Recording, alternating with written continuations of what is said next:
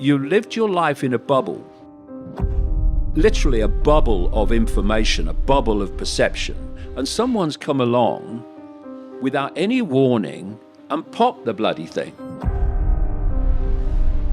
And suddenly everything that was outside the bubble was pouring in. So my mind is absolutely awash with information, concepts, insights. What the hell's going on? A chaotic mass of information and thought and everything. You say to people, who are you? That you say, well, I'm Bill, I come from Manchester and I drive a bus. No, that's what you're experiencing. Bill is the name of your current experience. What you are is consciousness having that experience. These are not who we are. They are experiences that our consciousness is having, our awareness is having.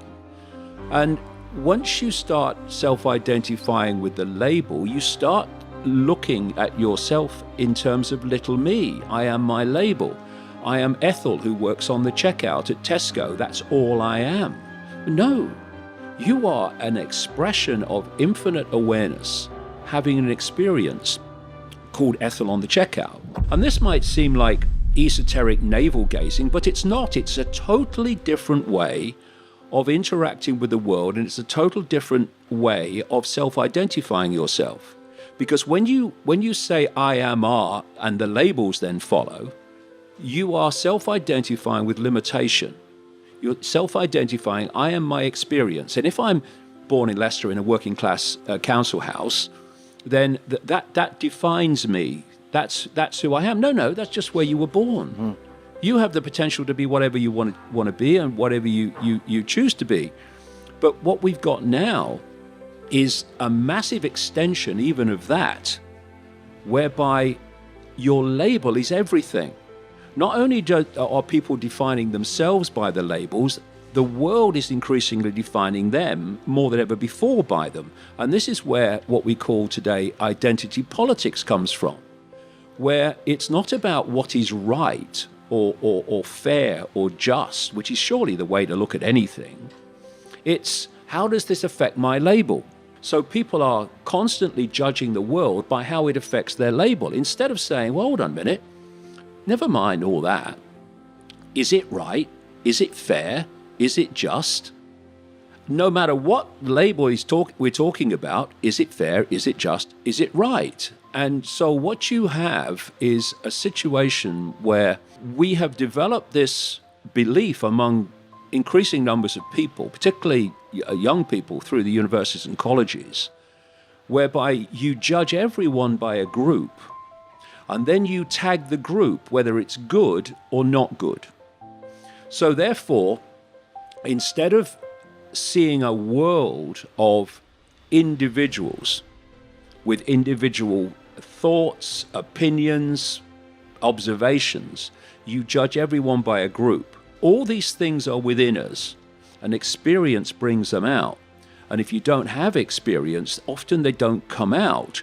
What we've been developing is a population of emotionally weak people who perceive themselves in terms of victims. When you have challenges in life and you meet them, it brings something out of you. If you said to me, who are you? I would say, I am awareness. I am a state of being aware. Forget the body, forget everything. In my base form, I am a state of awareness. I am a point of attention within an infinite stream of awareness. And you are a point of attention in the same stream of awareness, and so's everybody else. When people leave the body, they've got no eyes, but they can still see. They've got no brain, but they can still think. It's because they are consciousness, and consciousness has the ability to hear, think, everything. But what the body does, you think of consciousness. Consciousness does not, if you like, vibrate. It's not within the frequency band of this reality we're experiencing. So it's like Radio 1, Radio 2, Radio 3 or 4 are all sharing the same space, but they don't interfere with each other. Why? Because they're not on the same frequency. So consciousness is not in the range of frequency that we are directly experiencing in what we call the physical world. So to experience this band of frequency, this reality, our consciousness takes on what we call an external form, which is operating within the frequency band of this world. Remember that you are what you are.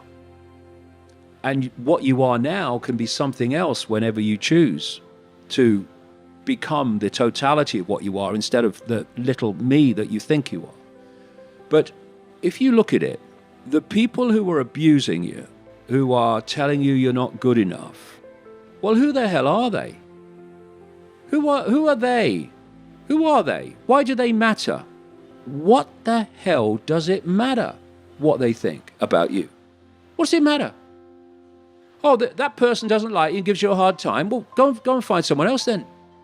Stop interacting with them. Go find some other people to interact with. Who are these people? Why are you allowing your life to be dictated by the opinions of other people? You are unique. So why are you worried about what they think? Why are you even worried, if you get it down to real basics, what your parents think of you? Because you are what you are. For me, the greatest gift you can give to your kids is to allow them to be what they are, to allow them to go in the direction that they feel to go into, instead of dictating to them the direction their life should take.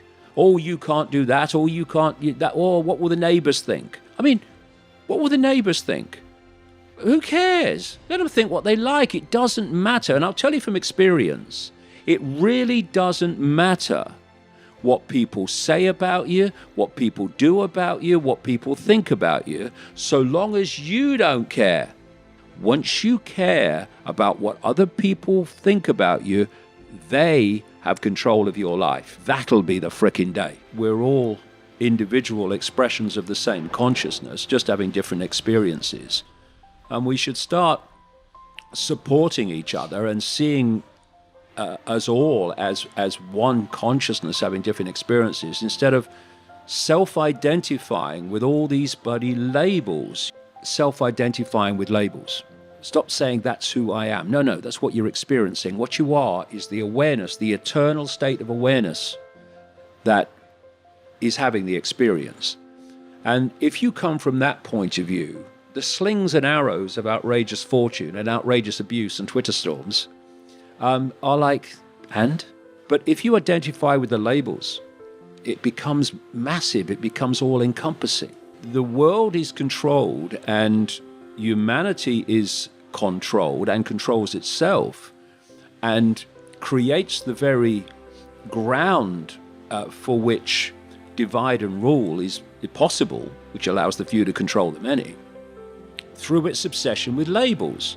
When you're in a world, a programmed world with such narrow programmed perceptions of reality, if you stray beyond that, you're going to get laughed at, you're going to get ridiculed, you're going to get abused. So what? It doesn't matter. It only matters if you think it matters. If you have a population that is living a reality which actually doesn't exist, but they experience it as if it does, you've already put them in a cul-de-sac of perception. And that's where you want them. If the few are going to control the many, you can't have an enlightened population. You've got to have an ignorant population that believes in things that aren't real. We are seeing now, daily, freedom of speech and censorship being increased and increased and increased towards that desired outcome of deleting all information that the authorities don't want people to see. Freedom of speech is freedom of speech, the freedom to speak.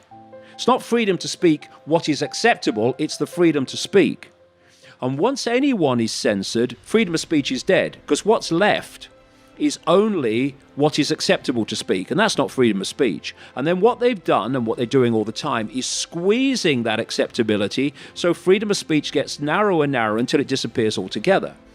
And so what we have is a situation where if people are allowed to say and communicate whatever they want, that is a situation where no authority in any form has the power to decide what people see and hear.